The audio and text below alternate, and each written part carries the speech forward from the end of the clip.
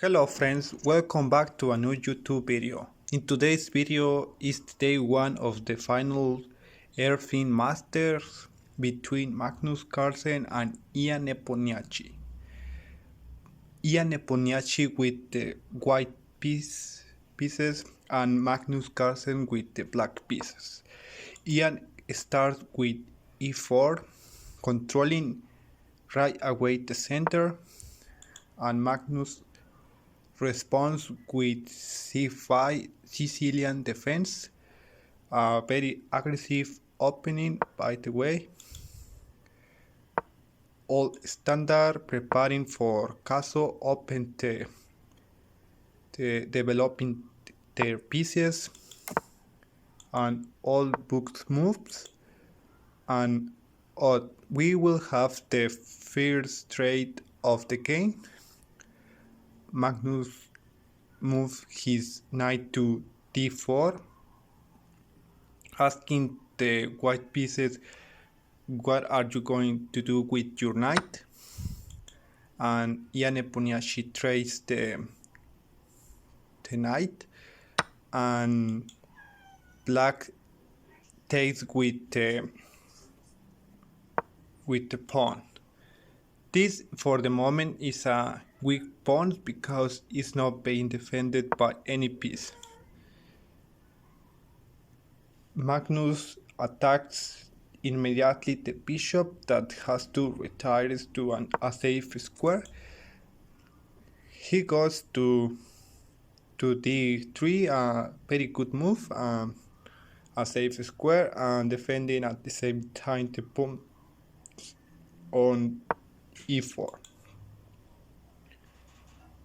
Magnus defends his pawn on d4 with and developing a piece at the same time. White attack the bishop retires, knight to a3. This seems kind of weird, but this knight can jump to another square and creating threatens. Knight to e7. This is the only move, otherwise the knight would be uncomfortable and being a target by this bishop or this pawn if this knight develops himself in his natural square. Okay, how I say, this knight jumps to c2 square and attacking this pawn twice. The only move. Black could move his pawn here and attacking a piece, but feels natural taking this pawn and create a trade of a weak pawn. Feels reasonable. Takes the pawn, all standard, developing, creating their centers and castle. Bishop to e3, good move.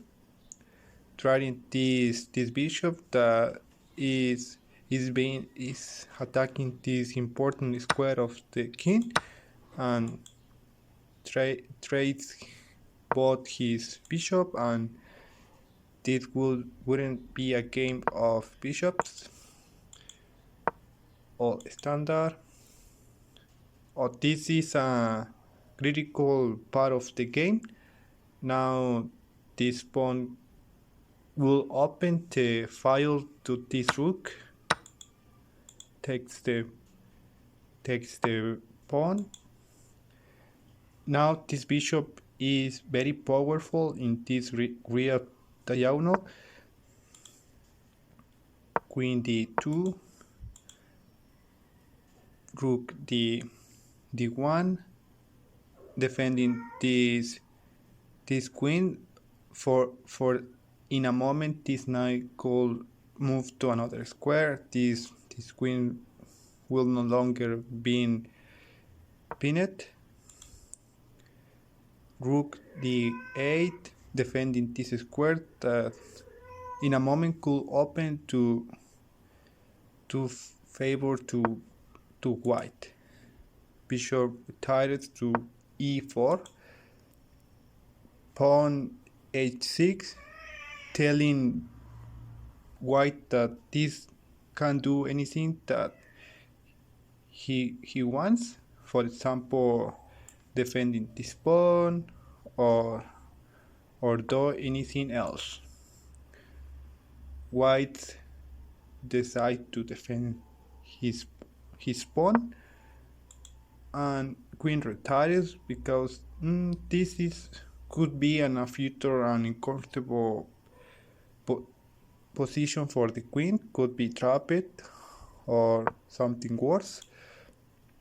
Pawn e5, according to Stockfish, white could do something better, but this seems reasonable, and this pawn could be very good positioned in this square once that black trades his queen, and connecting in a future these 3 pawns. Rook a4, attacking this pawn, according to Stockfish, is not a good move, but feels reasonable, attacking immediately this pawn. But this allows white to push his pawn to b5 and avoiding this knight to jump to c6 square.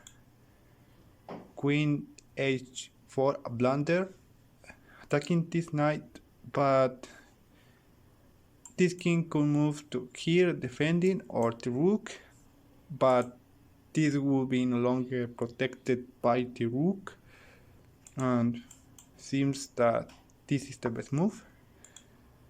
Magnus moved his king to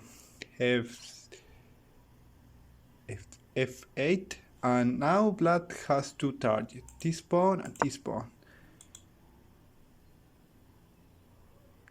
Knight to g4 and preparing an attack. Black takes the pawn because they are weak, and white choose to go for attack instead of material. Knight sacrifices himself in this square, and this is a little scary for black, because if it takes right away, this king will be so open and very dangerous in the future. A brilliant move, taking the bishop.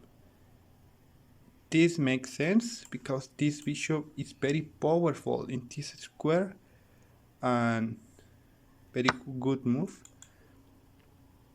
Rook b1, having a target this that in the future will be problem, and taking the rook. Okay, that was very good move. Knight to g6, and this is very good move. Now this queen cannot move to this crucial square and attacking the queen at the same time, so white has to retire to a safe square and allowing black to take the knight for free. Queen g5, and defending this knight that in a future will be take. Okay, check. King e8, rook d6, cutting down the communication between this knight and this pawn. Queen takes the pawn, very good move. Rook takes the pawn and double the rooks here, and this is a problem, a crucial moment in the game. If bishop retires to e8, this will be a problem.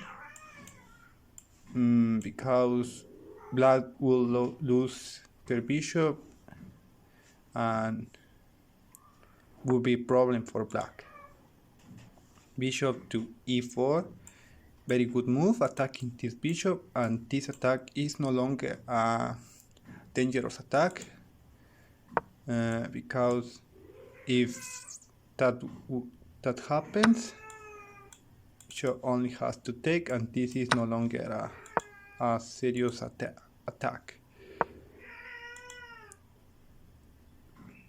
Rook b4, attacking the queen and the bishop, but only the queen has to move. Queen's moves to a safe square for the moment and defending his bishop, but this is a dangerous square for the queen in a future. Rook c1 retires his bishop to a safe square and a protected square. h4, a very aggressive move, preparing to remove the knight in a future. Queen take the pawn and saying that I'm not scared of your attack and you can push your pawn, and I am defending this square if you in a future wants to infiltrate. Pawn h5, removing this knight to another square, and knight retires to a safe square, and this is no longer a threat. Rook g4, and for the moment this square is being covered by the knight. Rook a8, dividing his rook. Good move. Oh, this is a crucial move in the game. Now there are no communication in this square, and this queen can go here and creating problems for black. King d7, seemingly this is a blunder for black. Black could push his pawn to creating a safe square for the king. Now this queen can go here and creating problem for black. Rook f7 and recovering material. Rook a1, trading a piece, and this once that the queens take the rook, king can go here and a safe square. Knight f5, threaten this queen, and queen g5. Apparently this is a blunder. The best move would be f4 and threaten a checkmate in this square. And now this is a good move because this square is no longer being covered by the white piece. Push the pawn. Apparently this is an inaccuracy for white. Is the same move than before. White could put his queen in this square and avoiding nasty checks. Queen e5, attacking the king, and king has to go to a safe square. King goes to h3, queen a1, check. Now this knight covers the check. rook g7, good move. Now this rook is not being attacked by the knight that for the moment is being pinned by the king, by the queen. Queen h1 attacking the king, and this pawn covered the attacks. Queen c1, a blunder. Queen goes to c4, and let's see this line to see what will happen.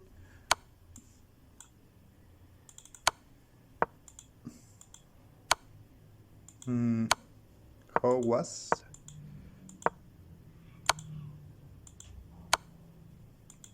Instead of putting his queen on c4, the best move would be sack his bishop. Queen takes, queen covers, and so on. Okay, let's go to what happens in the game. Sack, okay, push his pawn that is being defended by another pawn. Queen g4 takes the free pawn, and now this allows white to push his pawn, and he does, but according to the fish is a mistake, an accuracy, sorry. Knight h2, queen h6, threaten this rook and this pawn. At the moment, all is being covered. Queen h3, allowing black takes the rook, but this will be a blunder. The reason is that this allows white to have two queens, and that will be too much. Rook retires to g3 to cover the check. Knight f7 to sacrifice himself for the promotion. Push the pawns and check. This seems that this game will finish in a draw. Now white only wants to draw, because now the only one who can win this is black. Check, good, check. This king is going to defend his pawn that is to advance it now. Queen grabbing check. Now white is threatened a mate in one. Queens. Black sacrificed this bishop. Yes, he does. This is a good move because this pawn is to advance it. Now once that the trades are done, now black can push. I don't know why not push. This would be a blunder. That is the reason. Now king goes to a safe square, and the players repeats the move, and this is a draw. And okay, it's all for today, and thank you so much for listening, and see you the next video. Bye.